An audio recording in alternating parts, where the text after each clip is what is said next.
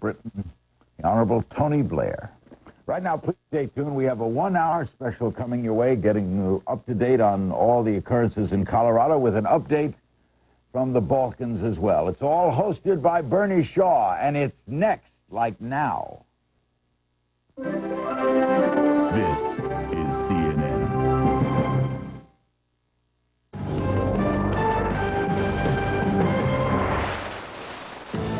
I'm Willow Bay. Normally at this time we bring you newsstands, CNN and Fortune. Tonight, CNN brings you the following special report. We'll be back with CNN and Fortune on Wednesday, April 28th at 10 p.m. And 1 week later, join us in our new time slot, 8 p.m. That's Wednesday, May 5th at 8 Eastern. See you then. This is a special report from CNN.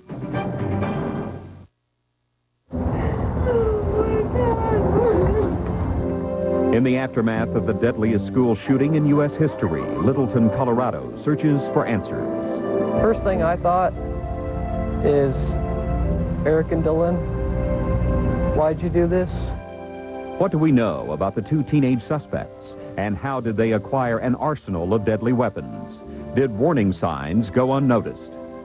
As the story unfolds, a community mourns and a nation struggles once again with the issue of guns and violence. And on day 29 of the crisis in the Balkans, the first wave of Apache attack helicopters arrive in Albania as the United States prepares to accept 20,000 Kosovo refugees. A CNN special report. From Washington, Bernard Shaw.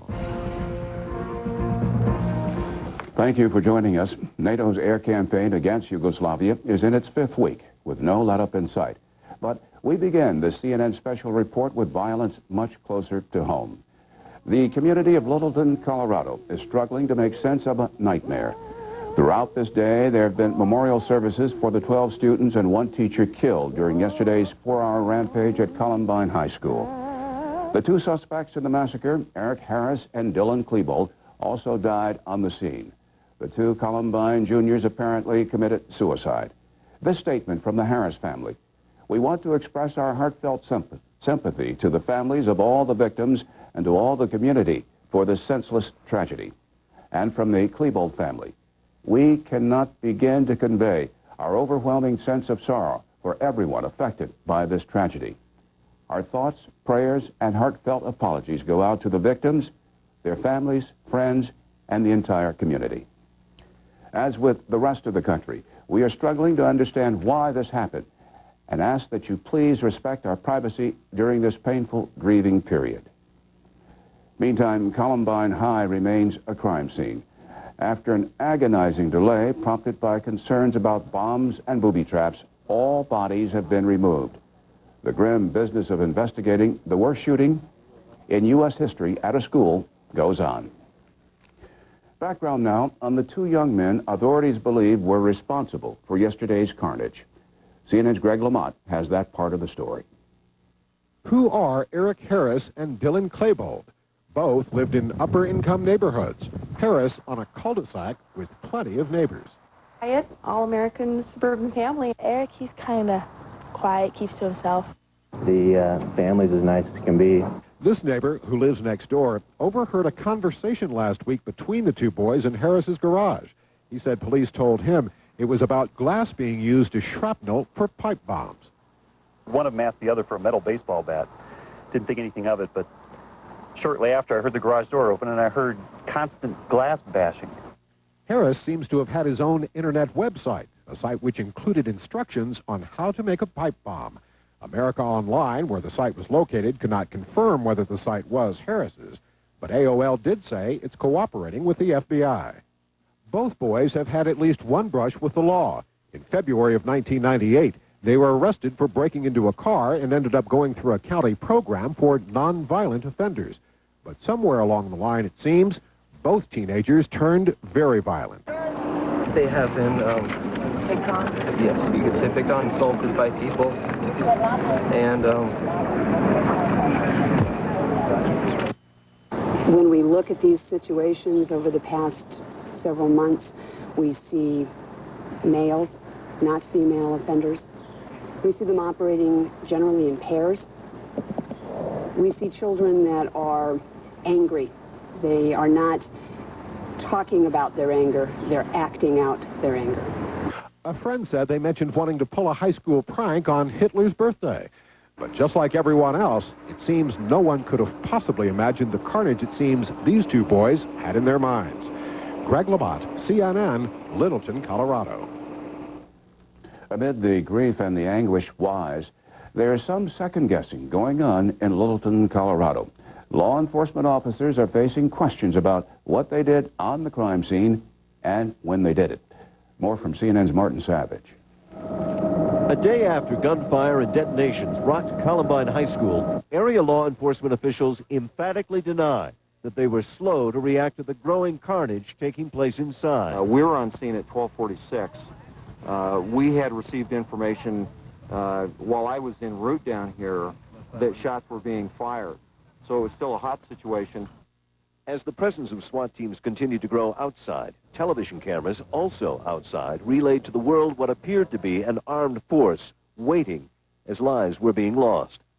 Officials say what the cameras didn't show and couldn't see were the heavily armed SWAT teams that almost immediately began making entries into the building, looking for the two armed suspects and freeing frightened students that had been held up in classrooms. We saw a sign in a window and looked at the sign and it said, "Help, I'm bleeding to death." Not all the rescues were beyond the view of television cameras. One young man, badly wounded and at a window, was spotted by a SWAT team as it moved around the side of the school. It was real obvious that he was going to jump. We weren't close enough where we could talk to Rich, but it was obvious to us that he was desperate enough that he was actually going to jump out that window if he could. So I gave the instructions to the armored car driver to go ahead and pull forward. Even students trapped and barricaded for hours in offices and classrooms and listening to the screams and gunshots say they knew authorities were doing all they could. The police were doing everything they could. They, you know, if they'd come in any faster, I think they would have started, causing hazards to themselves, hazards to other students. I think they did everything they could. Battling explosives and occasional gunfire, police fell back on a similar rehearsal they had practiced before. Only in their scenario, it was a mass attack inside a local mall, never believing the target instead would be a local high school. Bernie, tonight there is word that U.S. Attorney General Janet Reno is making her way to Littleton, Colorado. Tomorrow she will meet with both federal and local investigators to get the latest on the tragedy that happened here and also talk to them about victims' rights. Tonight, the school, as far as the investigation goes, has been closed down only for tonight. Authorities have been told to go home, get some rest. They will begin again in the morning. Jane Hammond joins us. She is the superintendent of Jefferson County School, which this high school is part of the district. How is everyone in the school and the district coping tonight? This is an unbelievable tragedy. It's been very difficult on the students and on the staff and on the parents and community. It's a very difficult time. Were there warning signs? Did the suspects give any indication that this might happen? We were caught totally unaware. Kids have differences, they have different interests, there's parts of different groups as they hang out at the school, but nothing that would have predicted this kind of tragedy. One of the things we've noted is how articulate, how outspoken many of the young people from this high school have been caught up in this tragedy. Are you encouraging them to speak out? Are you telling them that this is a good way to try to overcome the trauma they felt? We have encouraged conversations and discussions. We have not necessarily encouraged them to discuss things with the media. That is totally the student's choice, and they know that it is their choice. Do you see a warning out there? Is there a message to other schools? As a superintendent, is there something you say to parents and other superintendents in other districts? I think we're going to have to work with our community so we create the kind of safety that we want for our children. But it's going to take the total community. It's not something that we can do in the schools alone. But what does the community want and how do we work together? This violence is just so tragic. We don't want to have that. So what are we going to do about it as a community? Jane Hammond, Superintendent of Jefferson County Schools. Thank you. We wish your district well. Bernie, in many ways, this community has been struck in what seems to be a way like a natural disaster. People are dazed. People are shocked. But there is no outward devastation around this community. All of that devastation lies within the people of Littleton, Colorado. Bernie? Thank you. Martin Savage with the latest from there. Now to this day's other developing story, the strike against Yugoslavia. The sounds of air raid sirens and large explosions are filling the night sky around Belgrade. NATO has begun its 30th day of bombing. Serve TV reports tonight's targets include military airport just north of Belgrade and a factory in Valjevo. It's reportedly the 5th time that the factory has been struck. Hours earlier, 11 U.S. Army Apache helicopters arrived in the Albanian capital, Tirana. 13 more are scheduled to arrive tomorrow. Military sources say it would be at least a week before the low-flying Apaches could be used against Serb tanks. And the United States temporarily will take in as many as 20,000 Kosovo refugees. The Clinton administration says preference will be given to those with relatives in this country or those with special circumstances. This plan replaces one that would house refugees at an emergency camp at Guantanamo Bay, Cuba. Ahead on this CNN special report, underage and heavily armed. We're going to look at how American children gain access to lethal weapons. But first, comments from a woman whose daughter was killed in the Jonesboro schoolyard shooting a year ago last month. If it can happen in Bono, Arkansas, if it can happen in Littleton, if it happens in Paducah, it can happen anywhere, people. Your children are not safe. I think we have to, as parents, start to look at ourselves and say, you know, what are my children involved with? You know, what are they doing when I'm not around? What's going on? You know, find out what their interests are. Find out what they're into. Find out what music and television shows, games, what are they doing? And, you know, and then I think weapons are an important part of this. You know, how about the guns in your home? How are they stored? You know, do they have trigger locks on them? I think if we let our children have a diet of violence and then we turn around and give them the accessibility to a gun, then we're just asking for trouble.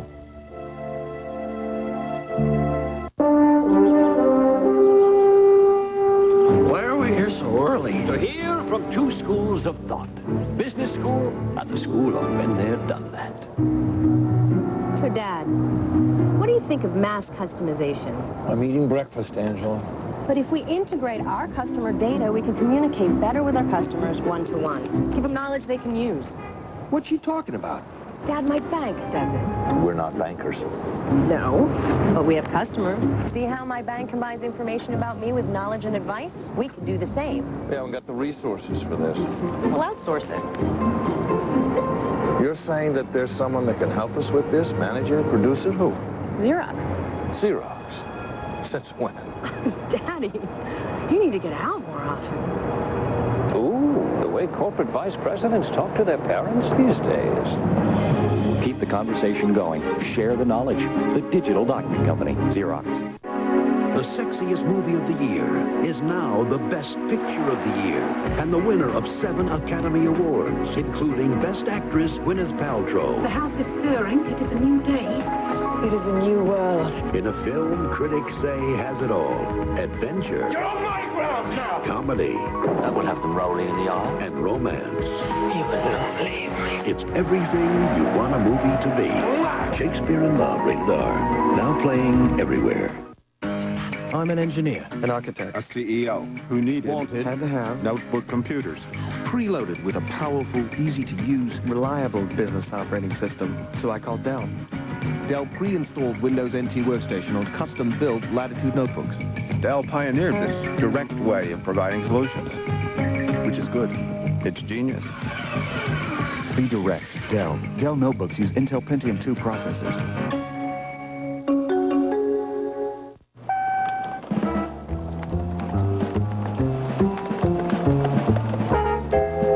Unisys people just can't stop working on their clients' problems, even when it looks like they're not working at all.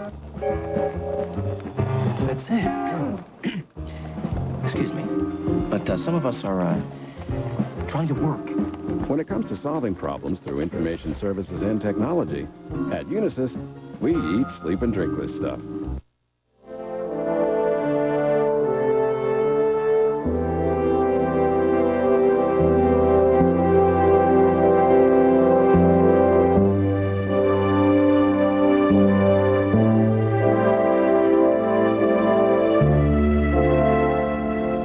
Joining us now from Littleton, Steve Davis, he's the Public Information Officer for the Jefferson County Sheriff's Office. Mr. Davis, moments ago in a live interview with Martin Savage right there where you are now, School Superintendent Dr. Jane Hammond talked about the need to create a kind of safety for our children. Could this tragedy happen again? I'm certain it could. We've seen several indications of that in the past from some of the shootings at schools in recent years, so I'm sure it could happen again. Your thoughts about whether metal detectors should become standard operating procedure in all of your county schools? My personal opinion, yes. I think it'd be a great idea. It could possibly make a difference in a tragedy like we've had here. Do you hear people expressing concern about, quote, the image this would project? I do, and I suppose it's something that you just finally have to weigh one side or the other. Is it worth the image, or shall we go ahead and do something like that? And I think we're at the point now where we're going to have to do something in the future. These kinds of scenes are so tragic, I hate to see them happen anymore. And referring now to the crime scene there at the school, what is happening with the bodies of the victims and the gunman? It's my understanding as of a couple of hours ago that all the bodies had been removed from the school. There seems to be a little bit of conflicting information right now. There may be a few left in there, but I'm told that most are removed from the school at this time. And the parents of the students are being notified by the coroner? Yes, the coroner makes official notifications of death to those people. Tell us, what's the latest on the belief that others may have known about what was in the works and indeed possibly might have had a hand in the planning of this?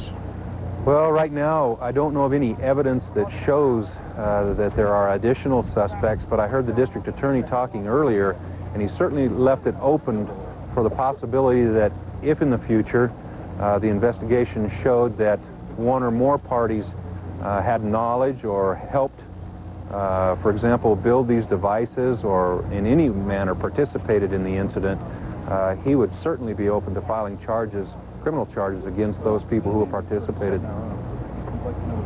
And lastly, before you leave us, what would you say to a curious world that is watching Littleton and wondering about your community?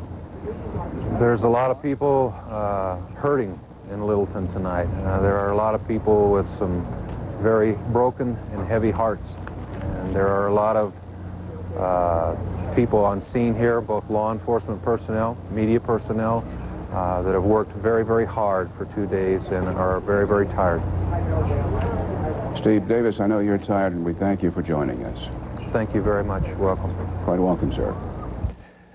Most of the physical wounds left by the Columbine high school shooting will heal eventually, but psychologists say it could take years for students who witnessed the violence to put the trauma behind them. More from CNN's Charles Ewey in Littleton. At a makeshift memorial to the dead, the yet unanswerable question, why? Amid hugs and tears, grief counselors met with 1,500 Columbine high school students and their families gathered at a local church to share feelings and try to understand the tragedy.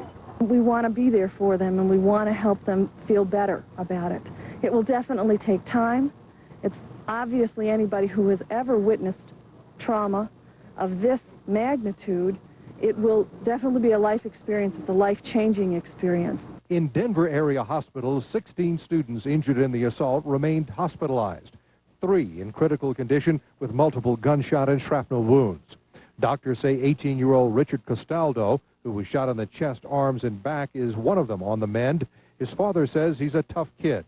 He plays tuba in the band, and he also plays saxophone, so I think his lungs are in pretty good shape, and he's pretty stubborn. One teen, 17-year-old Valine Schnoor, was upgraded to fair condition. Doctors say they're amazed at her progress despite sustaining 9 shrapnel and bullet wounds.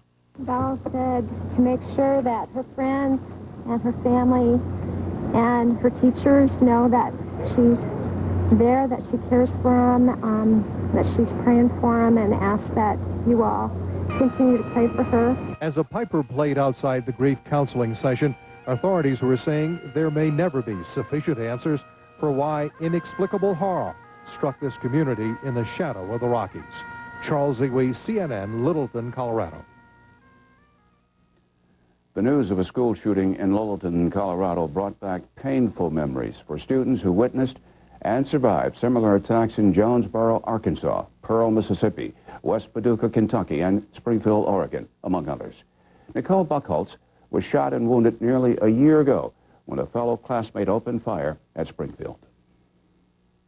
Well, they do have some firepower. We've heard shots fired from semi-automatic weapons, and they've been told they have some pipe bombs and that type of stuff. I cried. I cried for a good while. It just kind of flooded everything back, you know, to know that now another school got to go through the hell that Thurston went through and the hell that Jonesboro went through. I can sympathize with some students because I was shot. I saw everything. I feel really, really sorry for them because I know the hell that they have to go through now. All the media, all the having to go back into the school, having to, you know, try and face a normal day, and the community pushing for a memorial. In 1 month today, we have our little 1-year anniversary, so. Going to school and all that other stuff was just, we kind of wanted it to be like normal. The media there kind of brought back a few things.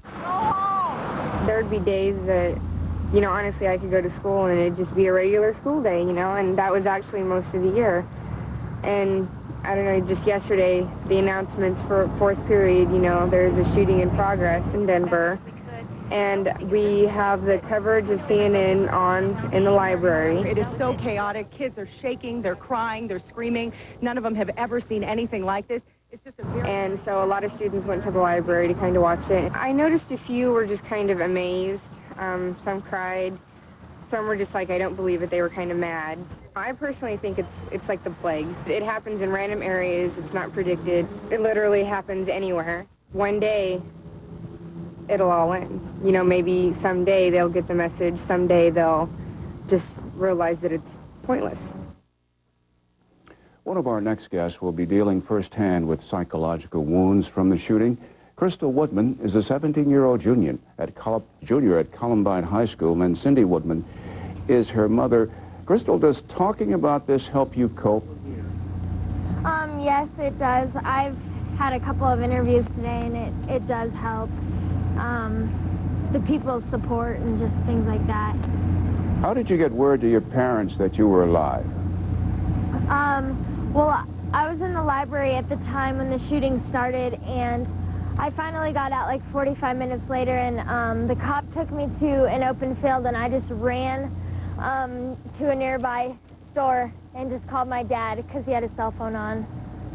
Mrs. Woodman, Dylan Klebo's parents issued a statement today, and part of it said, "We are struggling to understand why this happened," unquote. Can this ever be understood? What do you think? I can't imagine. I can't imagine it'll ever be understood for any of these children or these parents. There's just no explanation at all. Crystal, do you remember what you first said to your parents? When I first talked to my dad, I just said, "Dad," and he just broke out crying, and he was just asking me if I was okay, and I was like, "Yes, I'm okay." Did you have the feeling that God was present? Oh, more than ever. That's the only reason I'm alive today, is because he was protecting over us. I mean, Jesus made us invisible. Do you think you'll ever be able to walk back into that library? No, not at all. Ms. Woodman, as a parent, are you thinking about a transfer? No, we haven't even considered that. We haven't actually, truthfully, we haven't thought about it that far in advance, but no, not at all. And Mrs. Woodman, Eric Harris's parents expressed their sympathy to the victims and the families and to all the community. They stressed all the community. How do you receive that kind of expression? Oh, just, I can't even tell you the outpouring of love and the calls we've received, food brought to our house. I've never seen anything like that. I knew this was a wonderful community, but I just never knew to what extent. It's been unbelievable. And to you as a mother, I'm a parent too, how would you describe that lovely young lady sitting right there to your right to the world? My miracle, I'm so thankful she's with us. Well, we are too, and we thank both of you for joining us. Thank you. Thank you. Quite welcome. The carnage at Columbine High School raises the issue of gun availability for minors. As CNN Justice correspondent Pierre Thomas reports, it's amazingly easy for young people to get their hands on weapons. A normally serene high school becomes a killing zone. The weapons of choice, sawed-off shotguns, an assault-style rifle, a semi-automatic handgun, and perhaps 30 bombs. To carry that much equipment in with you and that much ammunition in with you and firepower and bombs, if you will, to me, at least on the surface, that appears like a lot of planning went into it. How could this happen? How could young people have access to so much firepower? In part, the answers lie in the sheer number of guns in the United States. The FBI estimates Americans buy 12 million guns every year. And the nation's top gun enforcement officer tells CNN it's an issue society is only beginning to come to grips with. It's screaming for national and community attention. And all of us who care about our children in America must come together and address this. John McGaw says there are a variety of ways juveniles get guns. Straw purchases, adults buying guns from stores and selling them to children, children stealing guns from their homes, or simply obtaining guns from their friends or associates. And as far as bomb making, particularly pipe bombs, like those thought to have been used in Colorado, it's easier than you may think. It's a case of where they can get it in a library. They can send away for books. There is 2 or 3 books on the market that tell you how to make all types of bombs, and certainly the internet has it. Although the number of bombings and attempted bombings have declined in recent years, juveniles account for a somewhat surprisingly large number. Of the 13,510 bombing incidents in the U.S. between 1993 and 1997, 4,619, more than a third, were tracked to juveniles. So Columbine High School has again focused the nation on an issue for which there are no easy answers. Pierre Thomas, CNN, Washington. In light of the Colorado school shooting, Denver Mayor Wellington Webb is urging the National Rifle Association to cancel its convention scheduled to start in the city a week from Friday. The NRA has already said it's scaling back plans, cutting the 3-day event to just 1 day out of respect for victims' families. No exhibit hall, no festivities. A letter to members says NRA President Charlton Heston plans to discuss the tragedy at a prayer breakfast. Congressman J.C. Watts of Oklahoma, who is an ordained minister, would be the keynote speaker at an evening reception. Many parents talked with their children before going to school this morning about the shooting in Littleton, Colorado. Coming up, some tips for parents in discussing the tragedy. But first, these thoughts from President Clinton. Perhaps the most important thing all of us can do right now is to reach out to each other and to families and their young children. It is very important to explain to children all over America what has happened and to reassure our own children that they are safe. We also have to take this moment once again to hammer home to all the children of America that violence is wrong. Weeknights at 11. It's a fun, fast-paced, and smarter approach to sports news. Join Fred and Vince on Sports Tonight. Weeknights at 11 on CNN. During the 99 Infiniti Closeout, the country's most affordable luxury car is an even better value at Bob Lanfear's Beaverton Infiniti. How affordable? The G20 is just $19,995. Every Infiniti includes ABS, dual airbags, air, AM, FM, CD cassette, security system, and power windows and locks. It's all standard equipment. You'll also find affordable used luxury cars from Jaguar and Mercedes to BMW and Lexus at Bob Lanfear's Beaverton Infiniti on Canyon Road. Infiniti. Own one and you'll understand. Just buy Bob. For a limited time, Car Stereo City's Wireless Universe has the cellular phone sale you've been waiting for. And with coverage from AT&T Wireless Services, you won't want to miss this offer.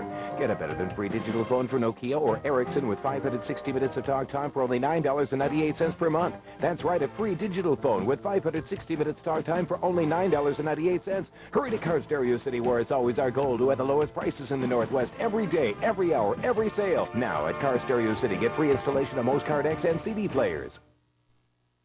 The Moneyline News Hour with Lou Dobbs, weeknight 6:30 Eastern on CNN.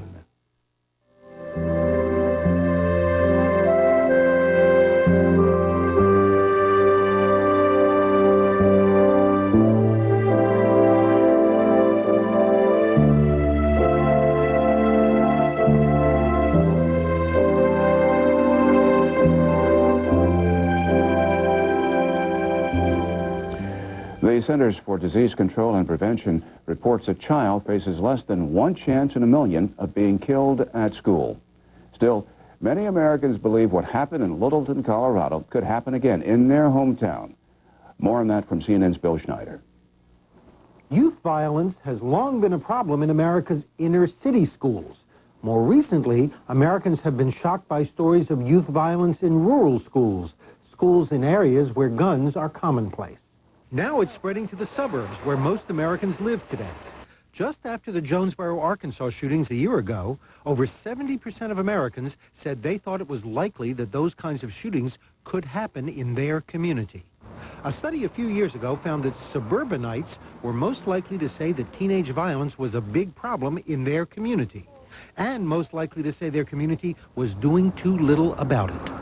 Earlier this year, a survey asked teenagers across the country whether they know someone their own age who has a gun. Nearly 1 in 3 said yes. About 1 in 5 teenagers said they know someone their own age who has been shot. The result? Steadily growing fear among parents as well as students. In 1977, about a quarter of parents of school-age children said they feared for their oldest child's safety at school. Last year, that figure was up to 37%. The problem is no longer remote to most Americans. It's happening in their own communities. When a problem hits home like that, it's bound to end up on the nation's political agenda. Predictably, liberals will blame guns, conservatives will blame the culture, and voters will ask, does anybody have any answers? Bill Schneider, CNN, Washington. As Bill reports, parental anxiety about school violence is increasing. According to a new CNN USA Today Gallup poll, a majority, 55%, now answer yes when asked if they fear for their children's safety at school. But what about children's fears? How do moms and how do dads respond to the questions yesterday's tragedy are bound to provoke? CNN's Rhonda Rowland with that.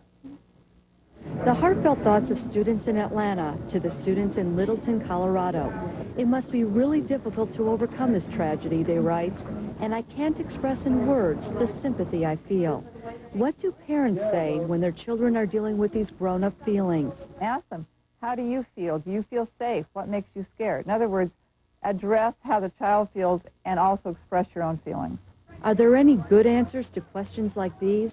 I just wonder, like, why kids have that anger inside of them, you know? I don't know how you would come to the idea of to do that, to do something like that. It's a very young child. Explain to them that's why you don't want them to have guns, why you don't want them to be violent to their friends, why you have a no-hitting policy. And to the older child, this is why I don't want you playing with violent video games. This is why we don't condone violence in this family. Ask your children if they're afraid of anyone at school. I think many times children are afraid to talk about what's going on at school because of retaliation and not realizing that if we know what's going on as educators and as school systems, we can intervene. The experts say it's okay for parents to admit they don't have all the answers, but there is something all parents can do. Communicate with your children on a daily basis about, their value, their self-esteem, the value of other people. So perhaps school shootings won't have to be a regular part of family discussions. Child health experts say it's not enough to just talk to children about violence. Parents need to get involved in the schools. Find out what steps are taken to prevent violence and what happens if a student shows up with a gun, a knife, or makes threats. Rhonda Rowland, CNN, Atlanta. The story of yesterday's tragedy in Littleton, Colorado has made headlines around the world. International reaction when we return.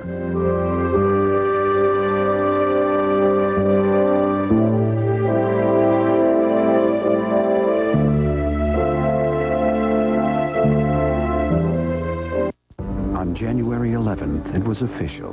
PSINet became the first independent internet provider to fully circle the globe. Your business information can now traverse the continents without leaving the reliability and security of the PSINet network.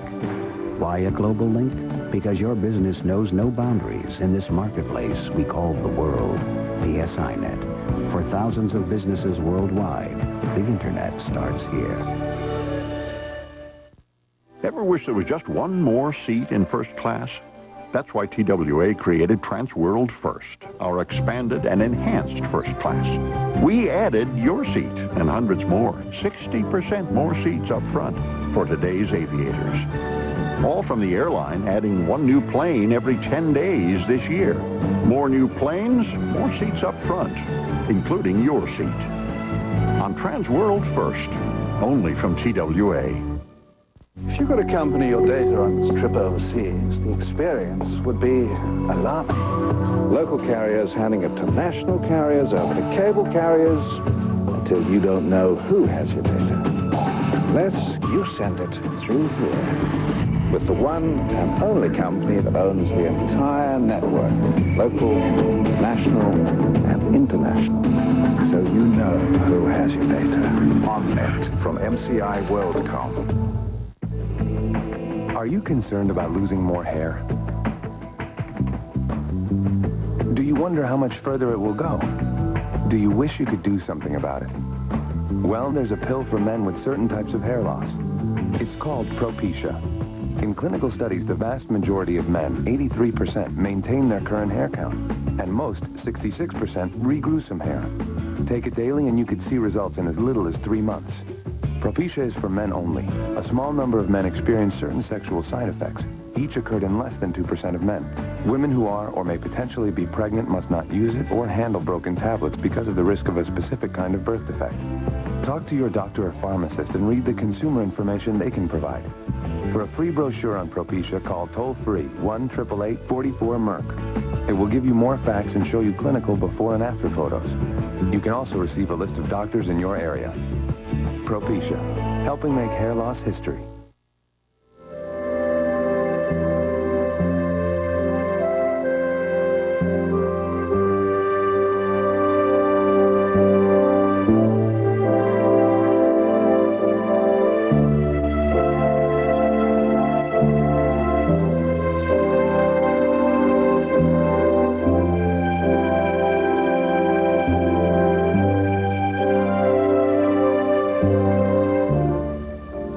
News of the Colorado shooting was front-page news around the country and around the world today.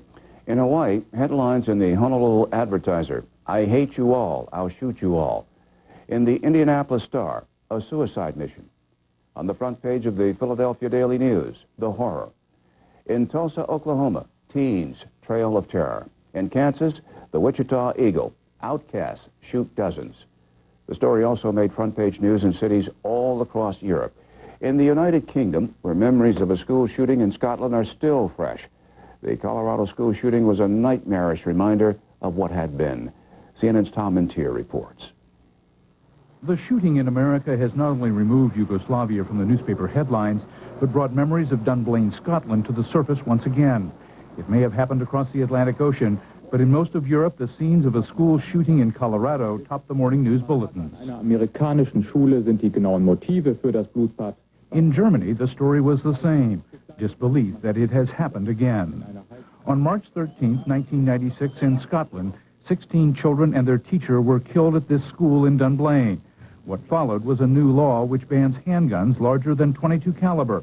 What has happened in America once again is blamed by most in Britain on what is thought of here as a gun culture. I've been to America a lot, and it really scares me that this kind of gun culture is so prevalent there. My reaction was one of shock. I was stunned, not surprised, Couldn't believe it actually happened. Why it happened? What would drive someone to actually do something like that? Well, it's responsibility of parents, but it's responsibility of government to try and, I don't know, try and stop people getting their hands on weapons so easily. It is not so easy in Britain anymore. A new law and a tough crackdown on handguns following Dunblane may have prevented it from occurring here again. After Dunblane, we changed the legislation so that all handguns are banned now, and we have simply, quite simply, we've changed the direction that this country is going in as far as security and gun control is concerned. Where it does happen, the effects are long-lasting, not just on those directly affected, but all parents. I think it's a great shame. I think it's a pity that children can't feel safe within the school that they go to. The right to bear arms has never existed here in Britain, and this most recent incident in America will only strengthen the anti-gun lobby. Unfortunately, the problem is an American problem, and many Europeans can do little more than shake their heads and wonder why it has happened yet again. Tom Mintier, CNN, London. State-run Serbian TV is commenting on the school shooting, too. Today, it said President Clinton is partly to blame because his policies show, quote, America solves problems by force, unquote. It went on to say violence is part of everyday life in the United States, where the use of force is a normal way to solve conflicts. White House Press Secretary Joe Lockhart calls the report, quote, insane. Coming up on this special report, the day's other big story. We'll have a report from Belgrade on the strike against Yugoslavia.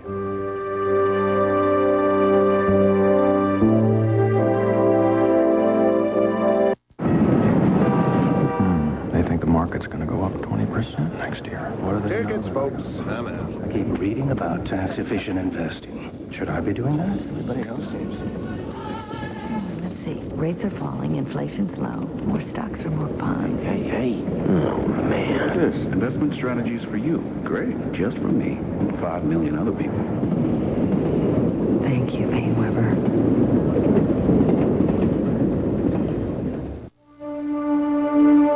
The new Acura RL has distinctive styling to appeal to your elegant side.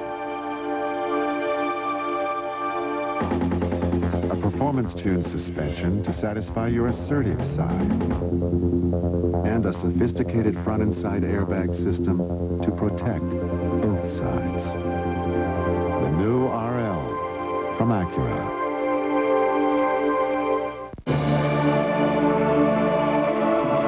All the same. Completely identical. First it was sheep. Now it's tax advice. Isn't this cloning thing going a bit too far?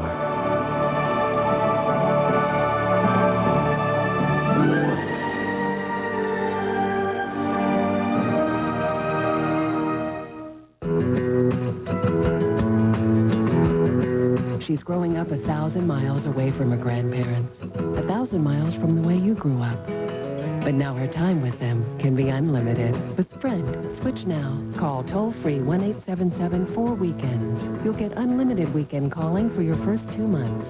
And 1,000 weekend minutes every month after that for just $25 a month, which can close the gap in a heartbeat. Is there any better way to spend $25? Even weekdays are just a dime a minute. Call Sprint now for 1,000 reasons. 2 months of unlimited weekend calls and 1,000 weekend minutes every month after that, even on calls to your Sprint 800 number. And only a dime a minute on weekdays, which can make 1,000 miles disappear. Isn't that the point of contact? Call toll-free 1-877-4-WEEKENDS now or visit us at sprint.com.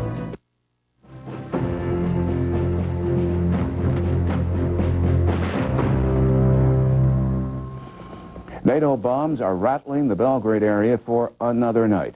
Serb television reports the targets include a military airport just north of the Yugoslav capital and a factory in Valjevo.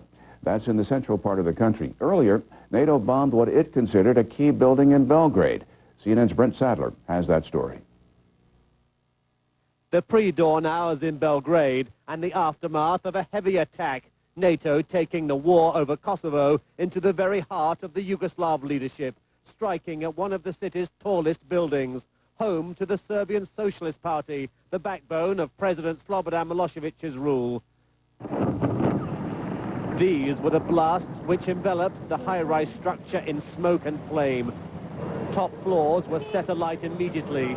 Simultaneous fires raged from the ground floor upwards. When they died down, the building was scorched and ruined. NATO justified the attack as a blow to what was described as Yugoslavia's propaganda machine.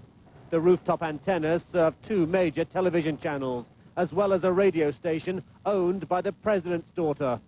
In bombing the building, which houses the ruling party headquarters, as well as striking at TV and radio stations inside, NATO has clearly demonstrated a determination to intensify attacks on the pillars of Yugoslav power. State-controlled media here has been under a veiled threat of NATO bombardment for days. All government officials were quick to denounce the destruction as an attempt to black out news from the Serbian side. Those who thought that with an air campaign of a blitzkrieg nature could silence the truth, they're committing a grave mistake. Now into its second month, with more weapons and more warplanes, NATO's air assault appears to be heating up, striking hard at Valjevo, some 50 miles south of the capital, and no let-up in Novi Sad, the second largest city, where NATO targeted the last remaining bridge over the River Danube. Yugoslavia has released its own version of NATO's ongoing destruction to industry and infrastructure, including the loss of 11 bridges, it's claimed, 16 oil refinery and fuel storage facilities, destruction or heavy damage to some 40 factories nationwide, and civilian casualties now claimed to be 500 dead and 4,000 injured. But nothing on Yugoslav losses relating to the military, inside or outside Kosovo. Brent Sadler, CNN, Belgrade. And to that, I add this reminder.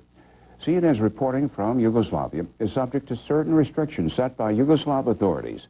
CNN must seek permission to videotape news events, and unrestricted travel outside of Belgrade, not permitted. Just ahead, the United States tries to build up NATO's military muscle with attack helicopters.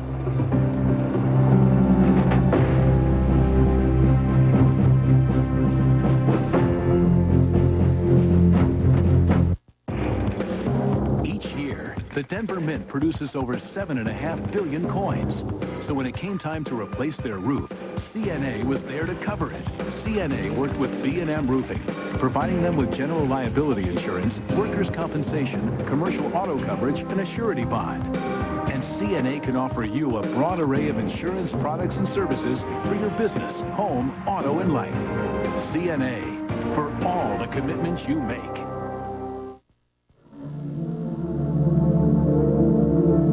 There are other means of communicating when your business can't depend on its internet service.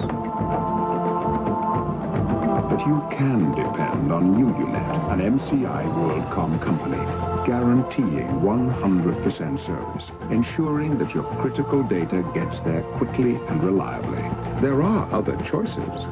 Then there's UUNet, the world's internet communications company.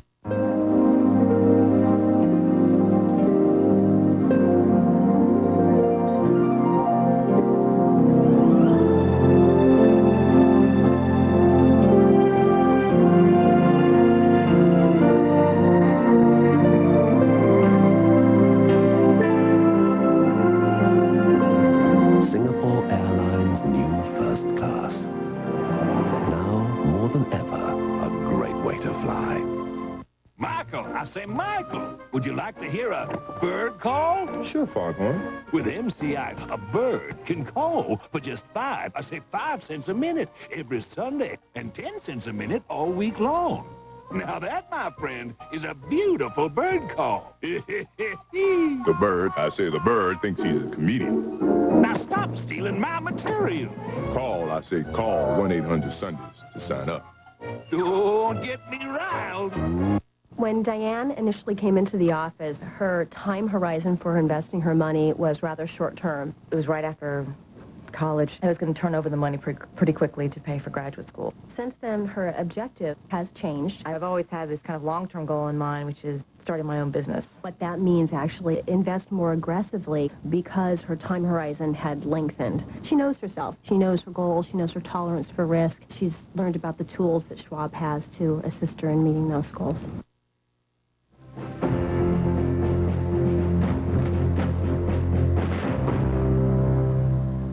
On Ellis Island, where millions of people entered the United States, Vice President Gore today announced the U.S. temporarily will admit as many as 20,000 Kosovo refugees.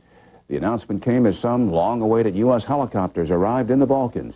CNN military affairs correspondent Jamie McIntyre now on the task ahead for the U.S. military in Operation Allied Force.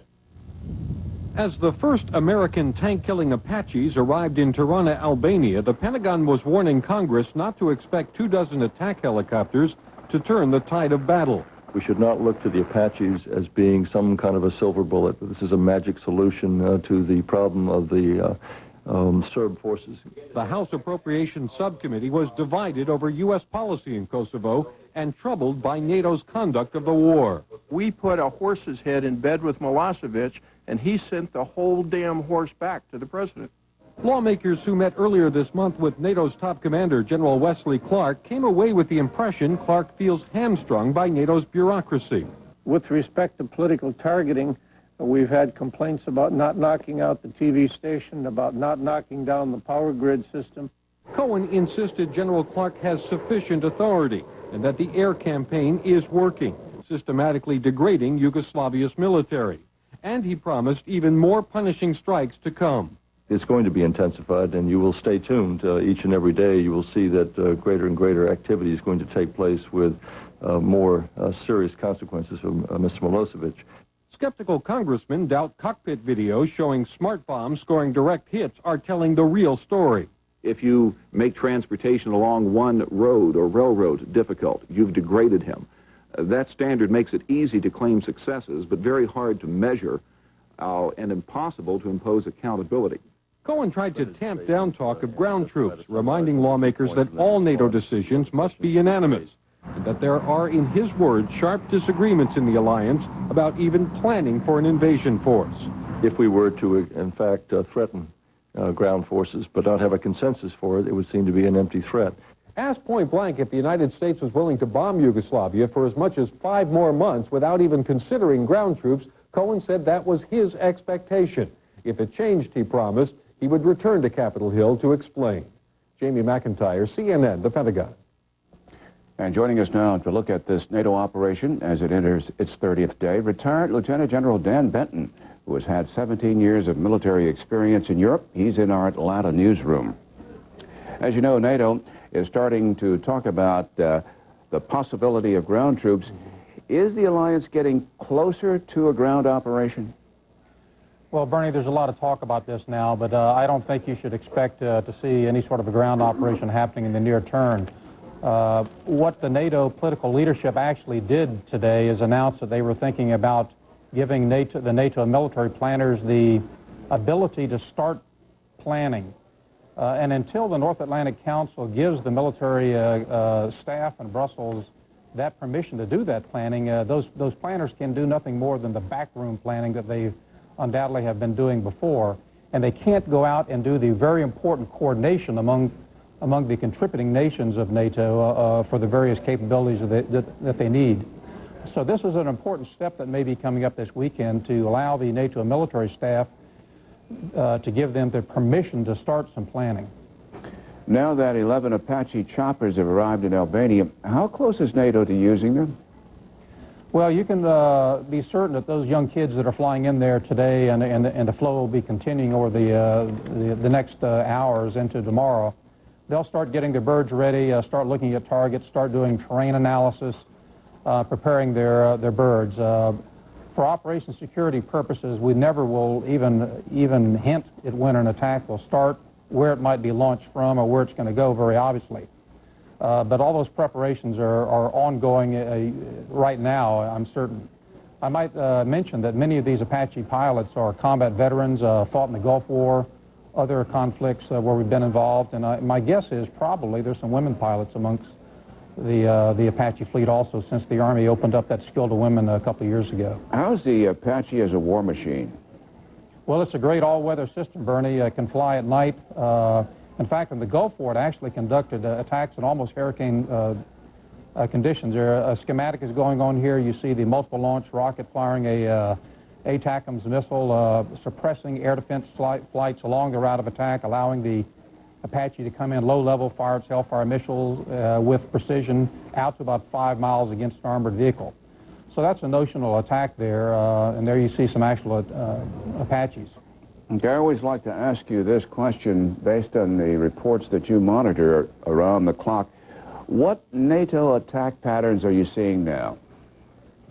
Well, we are seeing, if I can refer to my little map over here, and I've already put a few schematics on there. Much of the armored forces that we're seeing are actually in an area about like this in Kosovo. And just notionally, we would expect to see the Apaches coming from locations around here along flight paths, and they will never fly directly to the target area, but along offset routes like this. And then the artillery units will be firing at suspected or known air defense sites along the route of march. These artillery units, the multiple launch rockets, can actually range all the way out all of Kosovo. So the ability of the Apaches to fight very, very deep is very good. They will ultimately be able to attack armored forces all throughout Kosovo. And then, of course, they will fly evasive routes to come back into their airfields. One last quick question, Dan. What should we be watching for in coming days? We should be watching, I think, for I think the Serbs are starting to do something in Montenegro. I've been watching the increased incidents happening in the northern part of Albania. Appears to me like the Serbs are trying to put some sort of force in there, possibly to threaten NATO forces that start arriving into Albania, possibly to threaten the ports, because the ports are going to become more and more important. Mm-hmm. So I'm seeing a lot more activity in Montenegro, and that's something to be very careful about. We'll be watching it. General Dan Benton, thanks for joining us with more analysis. And we thank you, too, for watching this CNN Special Report. Please remember, this network is the place to turn for the latest on the NATO campaign against Yugoslavia and, tragically, the Columbine high school killings. I'm Bernard Shaw in Washington, and we leave you with a page from the War Journal of CNN's Matthew Chance, who's covering the conflict in Kosovo. Painting pictures like any other children, but the pictures they paint could hardly come from any other hands. Images of violence and uncertainty, of tanks and troops fill their memories of home. A teacher laments. I just wanted to offer these children one small moment of relaxation, he says. I didn't mean for them to draw the bad things. But these youngest of refugees are unlikely to forget their bitter experience for years to come.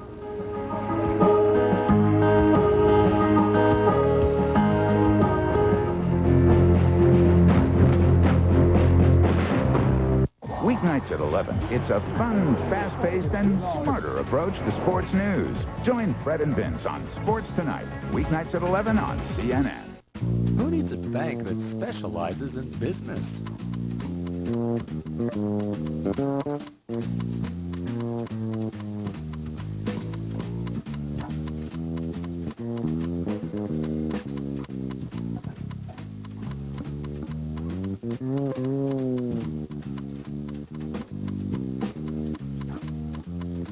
Call us. You'll be in good company. Centennial Bank. Open for business. Wow, a new Coach edition. This is going to be some anniversary. He's going to love it. Introducing the Lexus ES300 Coach Edition with a Coach leather-trimmed interior, CD auto changer, moon roof, OZ wheels, and... For a limited time during Nash Plymouth Spring Sales Drive. Get big $1,000 or our lowest APR 1.9 or our lowest lease rates on every award-winning minivan. The National Chrysler Plymouth Spring Sales Drive. For a limited time only. Get these speakers when you buy or lease a Chrysler Plymouth minivan with an Infinity sound system.